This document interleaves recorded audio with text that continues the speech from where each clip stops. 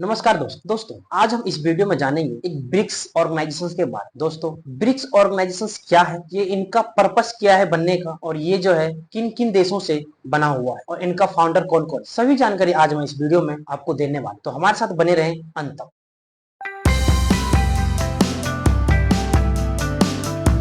सबसे पहले हम जानेंगे ब्रिक्स क्या है। दोस्तों ब्रिक्स एक ऑर्गेनाइजेशन है जो 5 मेन ऐसे कंट्री है जो जिनसे मिलकर ब्रिक्स बना है, जैसे Brazil, Russia, India, China, South Africa. इन सभी का जो इनफॉर्मल ग्रुप है वो इंटर गवर्नमेंटल ऑर्गेनाइजेशन के रूप में विकसित हुआ है, जिसमें मूल रूप से तीव्र गति से इकोनॉमिक्स बढ़ने वाले देशों का जो मेन समूह है उनको दर्शाया गया है, जो कि विकास होता तो समान दरों पर रहकर होता, लेकिन अच्छे विकास को देखते हुए ब्रिक्स को एक फॉर्मल इंटर गवर्नमेंटल ऑर्गेनाइजेशन के रूप में अपनाया गया है, क्योंकि ब्रिक्स का जो मेन उद्देश्य रहा है वो ज्यादा से ज्यादा उत्पाद करना और ज्यादा से ज्यादा निर्माण करना, यही इनका मेन मुद्दा रहा है अब तक। इन सभी मेंबर स्टेट का जो मेन फोकस रहा है अधिक से अधिक आर्थिक और जियोपॉलिटिक्स जैसे संबंधों में रिश्ता इंक्रीज हो और एक दूसरे को अच्छे इकोनॉमिक्स जैसे लेवलों पर सपोर्ट मिले, ताकि इन सभी देशों के बीच अच्छी ट्रेड हो, जिनसे अच्छी ट्रेड होगी तो हमारे इकोनॉमिक्स जो है बहुत अच्छे लेवल पर इंक्रीज होगी। इन सभी का जो मेन फोकस रहा है इन सभी ग्रोथ, इकोनॉमिक्स, इन जैसी चीजों पर रहा है, क्योंकि दोस्तों ब्रिक्स जैसे ऑर्गेनाइजेशंस को आमतौर पर इसे जियोपॉलिटिक्स ब्लॉक्स बनाने के प्रयास के रूप में समझा जाता है, जो प्रभाव को सक्षम करने में संतुलित हो, जैसे इंटरनेशनल मॉनेटरी फंड और वर्ल्ड बैंक जैसे और भी जो वेस्टर्न डोमिनेंट जियोपॉलिटिकल लेवल का ऑर्गेनाइजेशंस। हालांकि ये माना जाता है कि ब्रिक्स नेशन का जो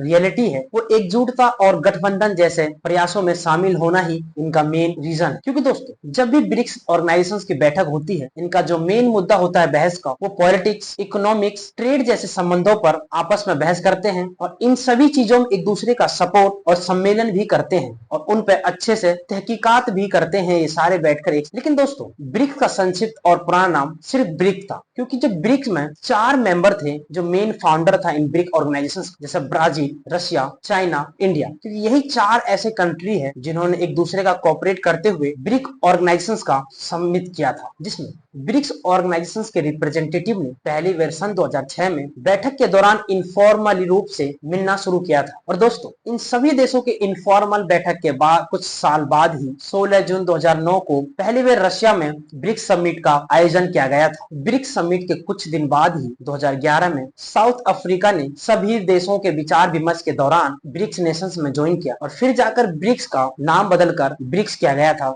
2011। क्योंकि दोस्तों ब्रिक्स समिट में ज्वाइन होने के लिए कोई भी इनफॉर्मल एप्लीकेशन प्रोसेस नहीं है, जिनको भी आना है ब्रिक्स में उनके लिए फ्री है। लेकिन दोस्तों मैं आपको ये बता दूं, ब्रिक्स में आने से पहले ब्रिक्स के जितने भी मेंबर्स होंगे 1 2 3 4 सभी का सहमति होना ही चाहिए, क्योंकि बिना सहमति के कोई भी न्यू मेंबर्स उसमें ऐड नहीं हो सकते हैं, क्योंकि सहमति भी इंपॉर्टेंट रखती है। क्योंकि जिस भी मेंबर्स को ऐड किया जाता है वो ब्रिक्स का ही मेंबर परमानेंट बन जाता है। क्योंकि दोस्तों कुछ साल पहले ही सन 2023 में जब साउथ अफ्रीका में ब्रिक्स समिट हुआ था, तभी सभी सदस्यों के सहमति के दौरान नए मेंबर्स को ऐड किया गया है, जैसे सऊदी अरब, यूनाइटेड अरब, इजिप्ट, इथियोपिया जैसे बहुत से देश ऐसे हैं जिनको ब्रिक्स में शामिल किया गया था। दोस्तों मैं आपको समझाता हूँ कि इसका जो मेन मुद्दा है इस्टेब्लिश होने का वो क्या है। जो ब्रिक्स ऑर्गेनाइजेशंस है एक दूसरे का सपोर्ट क्यों करते हैं, क्योंकि दोस्तों आपको जानकर खुशी होगी कि हमारे वर्ल्ड में जो वेस्टर्न कंट्रीज है वो डोमिनेट करते जाते हैं, उनको काउंटर करने के लिए और बैलेंस करने के लिए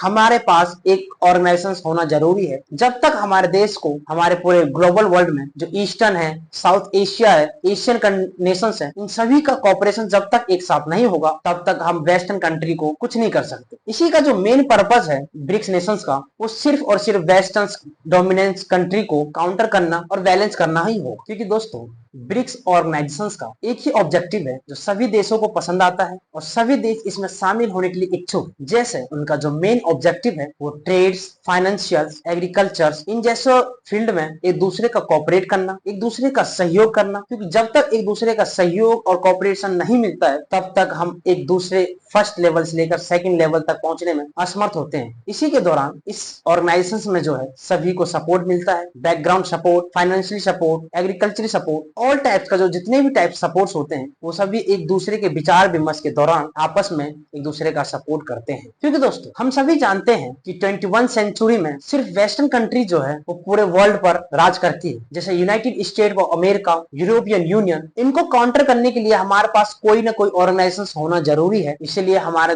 देश भारत देश मिलकर और अदर नेशंस ने एक साथ मिले और एक दूसरे कोऑपरेशन करते हुए इन सभी को काउंटर करने के लिए अपना एक संगठन बनाया और जिसमें ये अभी तक सक्सेस रहे हैं। लेकिन दोस्तों आगे तक भी ये बहुत अच्छे तरीके से सक्सेसफुल रहेंगे, इसी का आशीष करता हूं कि आपको ये वीडियो पसंद आया होगा। दोस्तों पसंद आया तो लाइक सब्सक्राइब जरूर करें।